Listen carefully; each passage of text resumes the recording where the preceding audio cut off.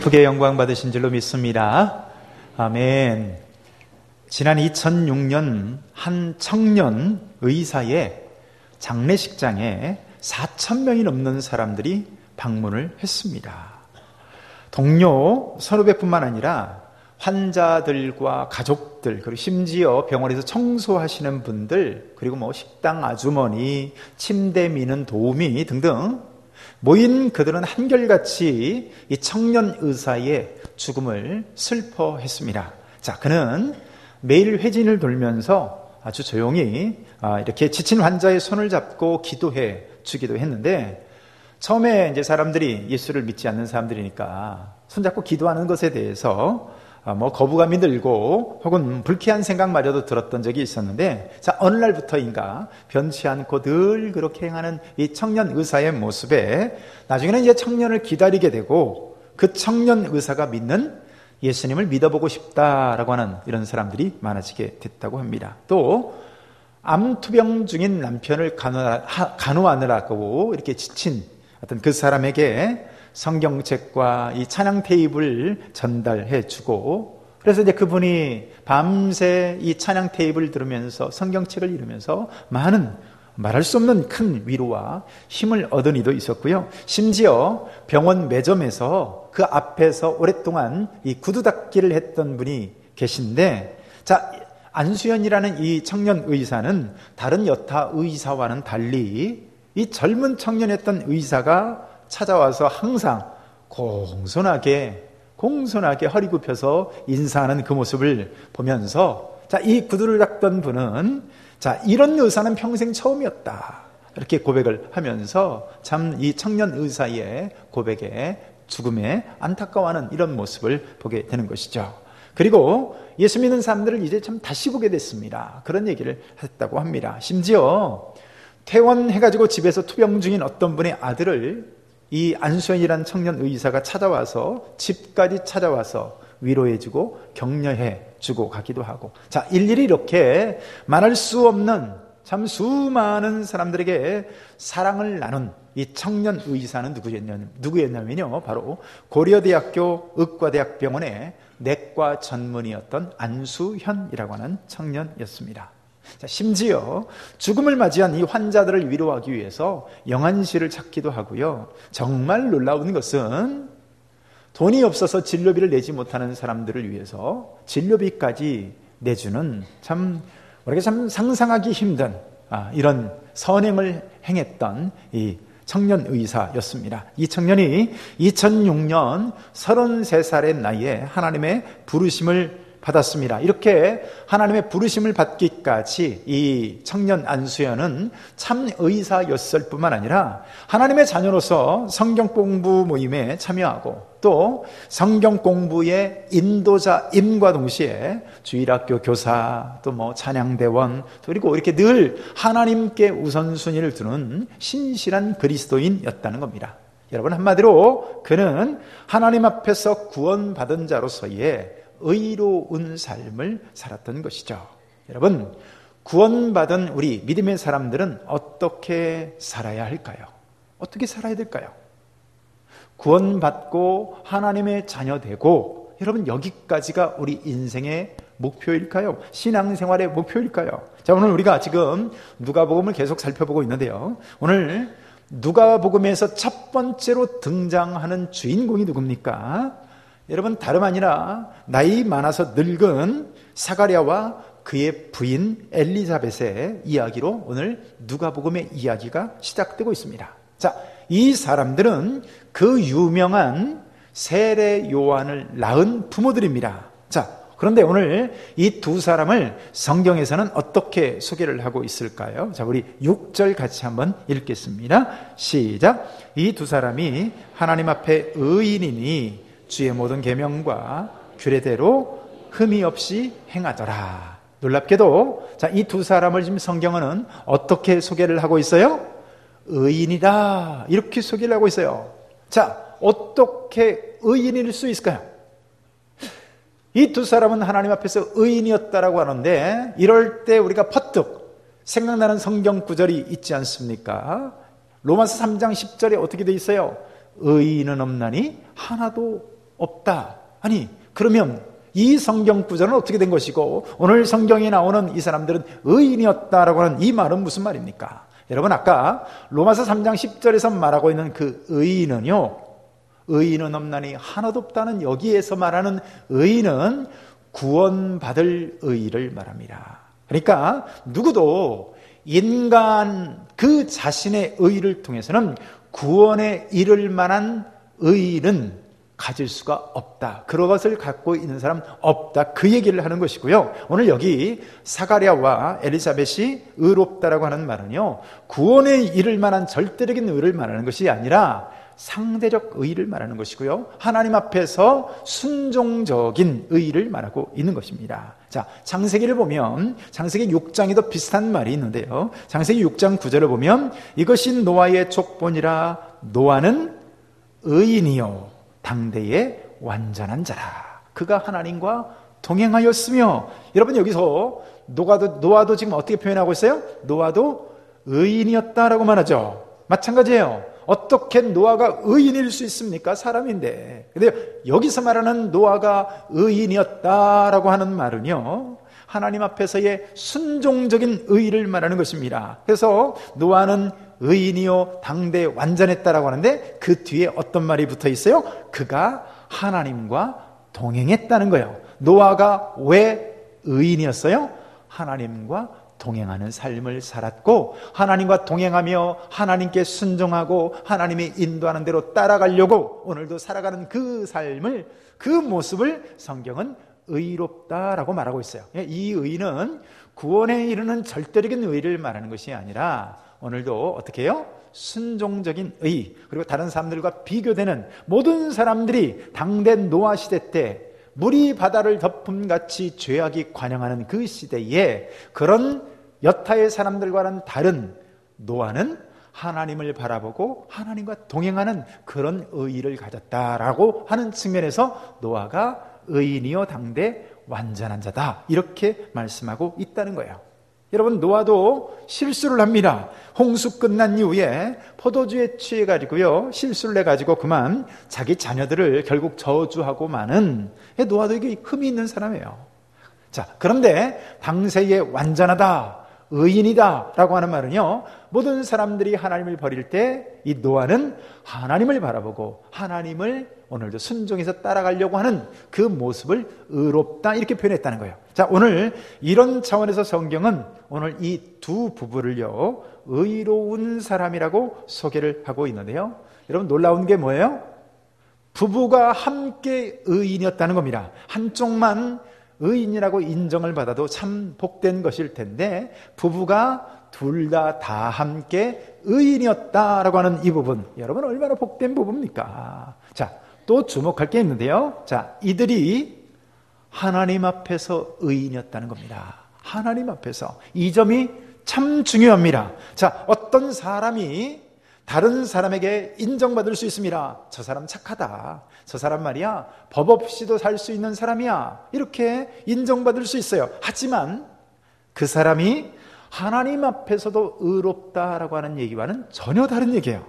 하나님과 반대되는 삶을 살면서도요 사람들 앞에서는 의롭다함을 받을 수 있다는 얘기입니다. 지금 우리나라가 민주주의적인 혜택을 누리고 살고 많은 자유를 누리고 사는데 여기에는요 사실 많은 사람들의 헌신과 수고가 있었습니다. 자, 어떤 의미에서 우리나라의 근현대사는요 여러분 독재와의 싸움의 역사였다고 해도 과언이 아닙니다. 많은 분들이 이 독재를 반대하고 싸우고 그리고 민주주의를 이렇게 지키기 위해서 불이익을 당하고 그러다가 옥고를 치르고 심지어 억울하게 죽임을 당하기도 하고 그랬어요. 그러니까 여러분, 우리가 이만큼이나마 자유를 누리고 살아가는 것은, 이런 민주주의적인 혜택을 누리고 살아가는 것은 그분들에게 빚을 진 것이죠. 자, 일반적으로 그렇게 활동했던 분들을 우리가 운동권이다 이렇게 불렀습니다. 자, 그런데 교회적인 측면에서 보면 어떨까요?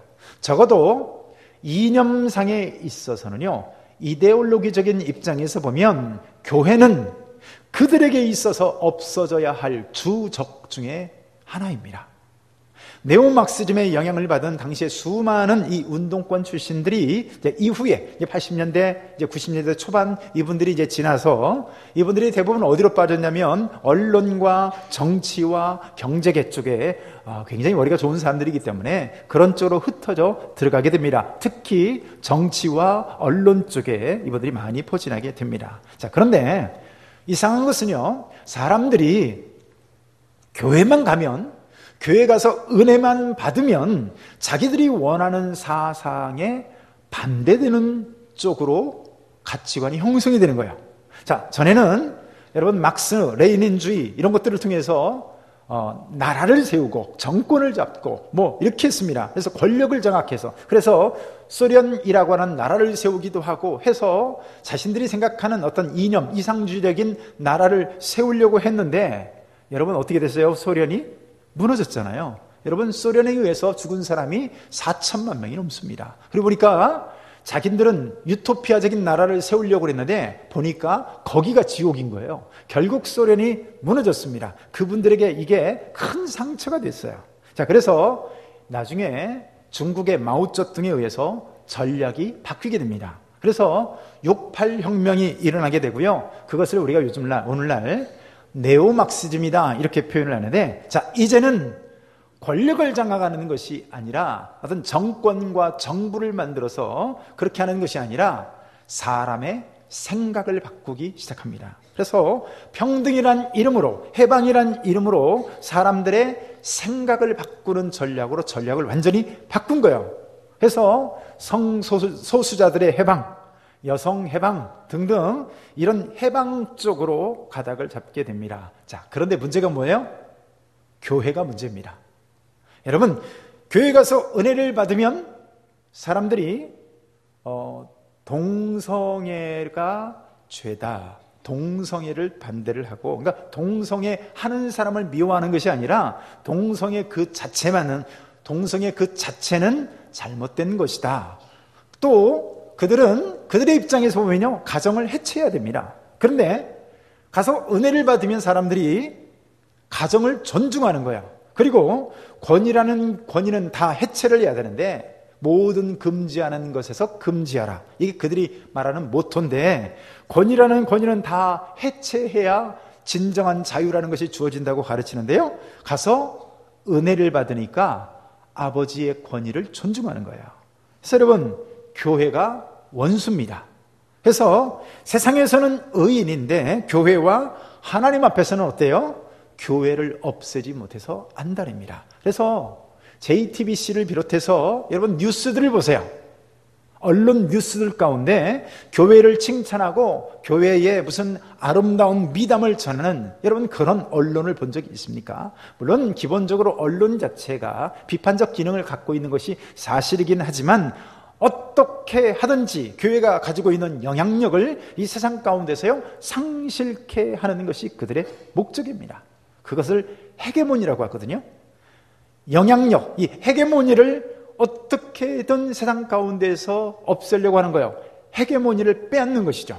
교회가 세상 가운데 미치는 이 영향력을 빼앗아 버리는 거예요. 그래서 더러운 집단, 부패한 집단, 그리고 근본주의적인 참 상종할 수 없는 그런 천박한 집단으로 계속 교회를 만들어 나가는 것이죠. 그러니까 세상에서는 의인인 사람들이 있어요. 세상에서는 존경받고 세상에서는 인정받는 사람들이 있는데 하나님 앞에서도 과연 그러냐는 거예요. 하나님 앞에서는 어떤 존재냐는 겁니다. 자, 오늘 이 두 사람, 사가랴와 엘리사벳을 어떻게 말하고 있어요? 하나님 앞에서 그들이 의인이었다라고 말을 하고 있어요. 자, 그런데 6절을 자세히 보면 중반 이후에 주의 모든 계명과 규례대로 흠이 없이 행하더라라고 말해요. 한마디로 이 사람들은 어떤 사람들이었습니까? 하나님의 말씀을 따라서 경건하게 삶을 살아가는 그런 사람들이었던 것이죠. 여러분, 우리 예수를 믿는 구원받은 우리에게 바로 이런 의로운 삶이 필요합니다. 자, 의로운 삶을 살아서 구원받고 하나님의 자녀가 되는 것이 아니라 하나님의 자녀가 되었으니 말씀에 순종하고 오늘도 세상 가운데 나가서 의로운 의인의 삶을 사는 것은, 선한 삶을 사는 것은 너무나도 당연하다는 거예요.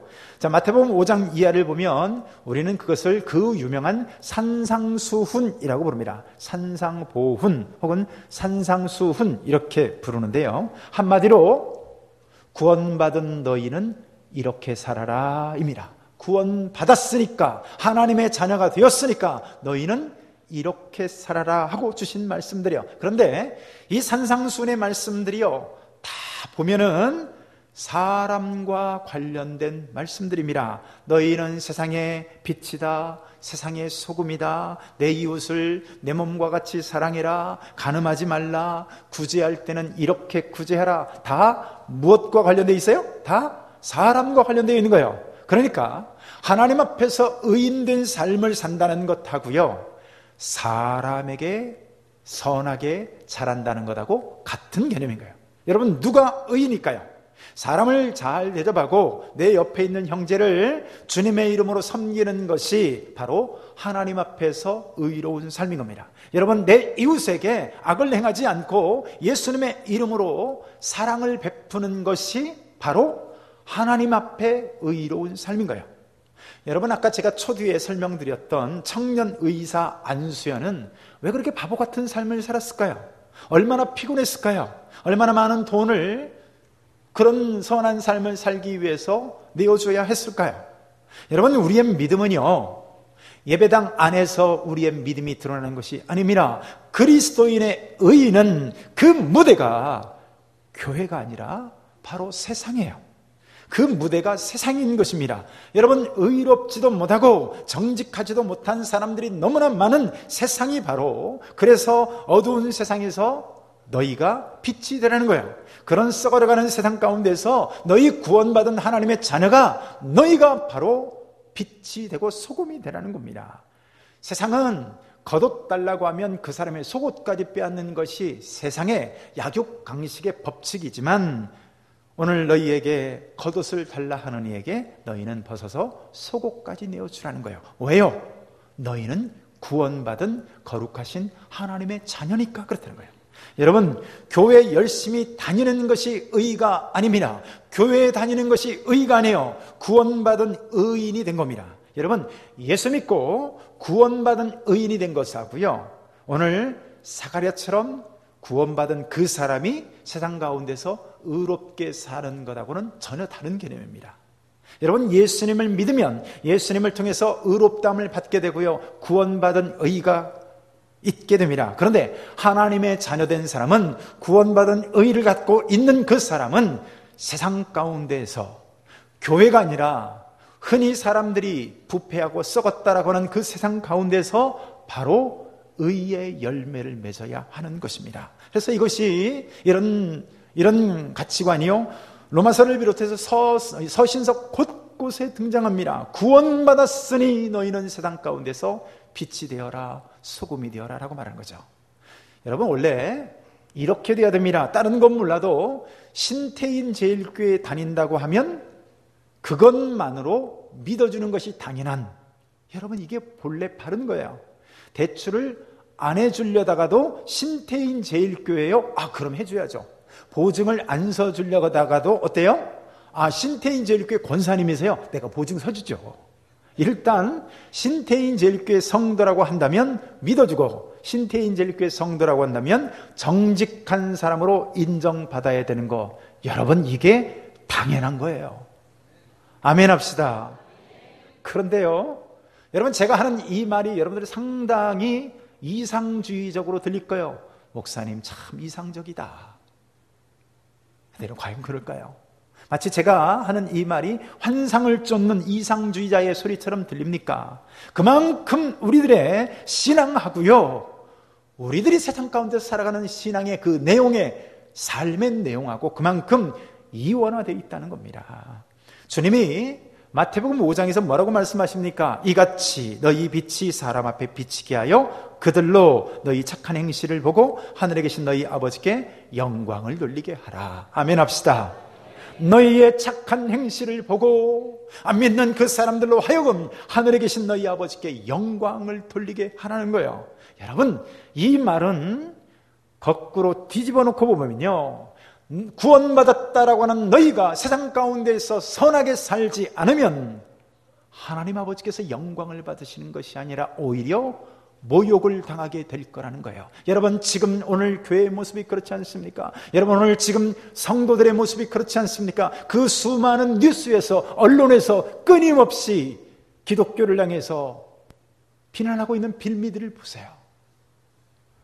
여러분, 그 모습에서 명성교회의 모습, 사랑의 교회의 모습, 수많은 목사님들의 비리와 횡령과 등등 상식 이하의 그 모습에서 하나님이 영광을 받으십니까? 아니면 도리어 하나님이 그 이름 때문에, 그 목사 때문에, 그 교회 때문에 모욕을 받고 계시나요? 여러분, 오늘 사가랴와 엘리사벳 두 사람은 하나님 앞에서 의인이라 인정을 받은 사람들이었어요. 자, 그런데 오늘 이 모습에서 우리 중요한 한 가지 사실을 발견하게 되는데요, 우리 7절을 같이 한번 봅니다. 시작. 엘리사벳이 잉태를 못함으로 그들에게 자식이 없고 두 사람의 나이가 많더라. 자, 보세요. 어떻게 이럴 수가 있습니까? 여러분, 이 두 사람이 어떤 사람이었다고요? 의인이라고요. 더군다나 하나님 앞에서 의인이라 인정받은 사람이었다고요. 그런데 뭐가 있어요? 심각한 문제를 그들 삶 가운데서 갖고 있어요. 잉태를 하지 못했다는 거야. 여러분, 이 말씀을 통해서 우리가 알 수 있는 사실이 뭡니까? 아무리 우리가 예수 안에서 세상 가운데서 빛과 소금의 삶을 살고 의인된 삶을 산다 할지라도 그 믿는 그 사람에게 문제는 여전히 있을 수 있다는 거예요. 하나님이 인정하실 만한 의인된 삶인데 이 두 사람에게 여러분 자식을 낳지 못하는 거예요. 아니, 다른 사람들은 아무렇게나 살아도 자식만 펑펑 잘 낳고 사는데 왜 이 사람들에게는 자식이 없습니까? 여러분, 말씀을 잘 보면요, 그들에게 자식이 없고 두 사람의 나이가 많더라 이렇게 돼 있어요. 여러분, 얼마나 깝깝한 얘기입니까? 아니, 나이라도 많지 않으면 뭐 좀 이따 생기겠지 이렇게 할 수 있는데 어떻게 해요? 더 이상 불가능하다라고 생각하는 나이가 많더라는 거예요. 당시 사람들은 일반적으로 멀쩡한 사람이 애를 낳지 못하면 통념적으로 어떻게 생각했냐면요, 그것을 죄 때문이라고 생각을 했습니다. 누가복음 1장 25절을 보면요, 자식이 없는 이 문제 때문에 제사장했던 사가랴가 이미 많은 사람들에게 수치를 당했음을 엿볼 수가 있습니다.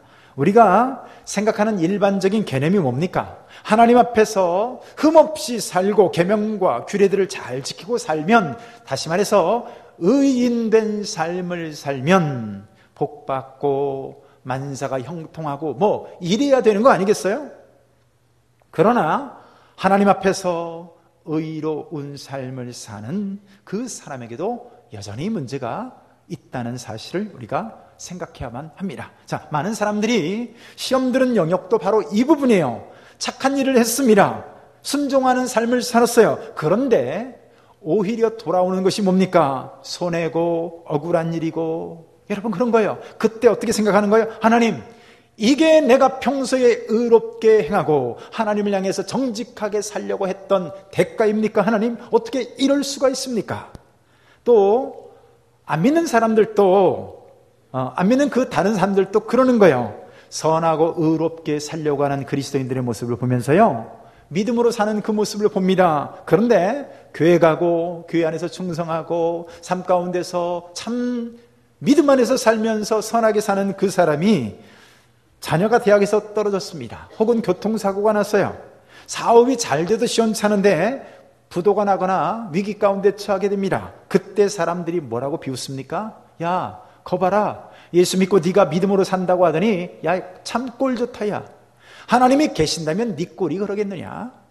또 얼마나 많은 새가족들이 이 부분에서 시험 드는지 모릅니다. 예수 믿어보려고요, 교회를 좀 나가보려고 교회를 출발해서 오는데 가다가 중도에 접촉사고가 납니다. 그때 어떻게 생각해요? 아니, 하나님이 있다면 내가 교회를 가려고 하는데 접촉사고 내게 하십니까? 그러면서 어떻게 합니까? 교회를 안 나와버립니다. 여러분, 그러나 기억하시길 바랍니다. 의롭게 사는 삶에도 여전히 문제는 상주한다는 사실이에요. 디모데후서 3장 12절 말씀을 보면요, 우리 같이 한번 읽어볼까요? 시작. 무릇 그리스도 예수 안에서 경건하게 살고자 하는 자는 박해를 받으리라. 경건하게 산다고 해서 문제가 없고 아무런 갈등이 없는 것이 아니라 오히려 경건하게 산다고 하면 할수록 박해가 따르고 어려운 문제가 생길 수 있다는 거예요. 시편 34편 19절에서는요, 의인은 고난이 많으나 여호와께서 그의 모든 고난에서 건지시는도다 라고 말해요. 의인은 뭐가 많다고요? 어떻게 이럴 수가 있습니까? 의인은 고난이 없어야 되는 거 아니겠어요? 그런데 성경은 의인은 고난이 많다고 말합니다. 여러분, 의인 다윗 고난 많았어요. 오히려 악인이었던 사울에게는요, 고난이라는 것이 거의 없었습니다. 중요한 것은 의인에게 주어지는 문제, 고난의 의미입니다. 오늘 사가랴와 엘리사벳 두 사람처럼 의인에게 주어진 문제는요, 여러분, 그거 자체가 불행이 아니라 하나님의 능력을 경험케 하는 바로 찬스라는 겁니다. 할렐루야. 여러분, 왜 이 부부에게 아이가 없었을까요? 하나님의 놀라운 섭리적 역사를 바로 그 두 사람, 그 당사자에게 허락하실, 펼치시기 위함이었다는 겁니다. 말라기서 4장 5절에서 예언한 메시아의 오실 길을 예비하는 자의 아이를 오늘도 의롭게 살며 오늘도 믿음 안에서 정직하게 하나님의 말씀에 순종하며 살아가고 있는 이 사람, 그래서 자녀가 없어서 오늘도 기도하고 있는 이 사람, 그 사람에게 하나님의 놀라운 그 섭리를 오늘도 허락하신다는 겁니다. 말라기서 4장 5절을 보면요, 보라, 여호와의 크고 두려운 날이 이르기 전에 내가 선지자 엘리야를 너희에게 보내리니, 이 말씀이 오늘 이 두 사람에게 성취되어진다는 사실입니다. 생각해 보십시오. 예수님도 중요하지만 역사적으로 예수님의 오실 길을 예비하는 세례 요한이 얼마나 중요한 사람인지 몰라요. 반드시 성취되어져야만 하는 하나님의 말씀이었습니다. 여러분, 왜 의로운 부부 이 두 사람에게 아이가 없었다고요? 이 모든 상황을 통해서 하나님의 놀라운 섭리적 역사를 누구에게? 바로 그 의롭고 순종함으로 살고 있는 그 부부에게 펼치시기 위함이었습니다. 여러분, 왜 의로운 요셉에게 그토록 많은 문제가 있었을까요? 형들에게 배신을 당해 인신매매로 팔려가고 애굽의 노예로 끌려가고 또 누명을 써서 감옥에 들어가고 또 감옥 안에서조차 배신을 당하고, 그런데 여러분, 이 모든 일들이 결국 하나님의 놀라운 섭리적 역사를 그 의로운 사람, 순종의 사람 요셉을 통해서 드러내시려는 하나님의 뜻과 섭리인 줄로 믿습니다. 그래서 갈라디아서 6장 9절에서는 이렇게 말합니다. 우리가 선을 행하되 낙심하지 말지니 포기하지 아니하면 때가 이름에 거두리라. 할렐루야. 선을 행하되 낙심치 마시기를 축복합니다. 때가 이르면 반드시 하나님의 선한 열매를 거둘 줄로 믿습니다. 그렇습니다. 여러분, 그래서 보세요. 그들이 가진 이 문제가 도리어 어떻게 되었습니까? 우리 14절 같이 한번 읽습니다. 시작. 너도 기뻐하고 즐거워할 것이요 많은 사람도 그의 태어남을 기뻐하리니. 아멘. 그들이 가진 문제가 도리어 기쁨이 되는 것을 보게 됩니다. 여러분, 우리가 신앙생활하는데 순종하고 말씀대로 사는 그런 삶을 삶에도 불구하고요, 자꾸 어려운 일이 찾아올 수 있어요. 여러분, 그럴 때 이렇게 믿으시기를 축복합니다. 아, 하나님이 나에게 기쁨을 주시려고 하시는구나. 얼마나 큰 응답을 주시려고, 얼마나 큰 역사함을 나에게 보여주시려고 이런 일들이 나에게 있을까. 할렐루야. 오히려 기도하는 마음으로 하나님을 향해서 여러분, 하나님을 신뢰하는 가슴 두근거리는 마음을 가지시길 축복합니다. 여러분, 그들이 가진 오늘 사가랴와 엘리사벳이 잉태하지 못하는 문제는요, 이 세례 요한이라고 하는, 그리고 천사가 방문해서 수태를 알려주는 그 응답을 경험케 하는, 기적을 경험케 하는 도구가 되었다는 사실을 꼭 믿으시길 축복합니다. 여러분, 진짜 영성이 뭡니까? 진짜 복된 영성이 뭐예요? 문제 이면에 계시는 주님의 손길을 보는 사람이 바로 진짜 영적인 영성을 가진 사람입니다. 말씀을 맺습니다. 사랑하는 성도 여러분, 여러분들은 예수님을 믿습니까? 구원받은 하나님의 자녀이십니까? 그렇다면 내 삶을 돌아보시길 바랍니다. 나는 과연 오늘 어떤 삶을 살고 있는가? 하나님 보시기에 의로운 삶인가? 아니면 저와 여러분들의 삶 때문에 하나님의 이름이 지금 모욕을 당하고 계시는가? 의로운 삶을 산다고 만사가 다 형통하는 것은 아니지만 오늘도 믿음으로 사는 저와 여러분들의 그 삶을 통해서 하나님의 영광을 받으실 줄로 믿습니다. 오늘 이 하나님의 자녀다운 이 선한 의로운 삶을 통해서 하나님의 하시고자 하는 그 모든 일들이 오늘도 우리 가운데 드러나는 저와 여러분들의 삶이 되시기를 축복합니다. 한 목소리로 한번 기도하시죠. 오늘도 기도할 때 믿음으로 기도했으면 좋겠습니다. 하나님, 의롭다 함을 받은 구원받은 의를 가진 우리지만 우리는 세상 가운데 어떤 삶을 살고 있습니까? 하나님, 오늘 우리의 삶에 세상 가운데서 빛과 소금이 되며 우리의 착한 행실을 통해서 하나님의 영광 받으시는 하나님, 의인된 삶을 살게 하여 주옵소서. 우리 한 목소리로 한번 기도합니다.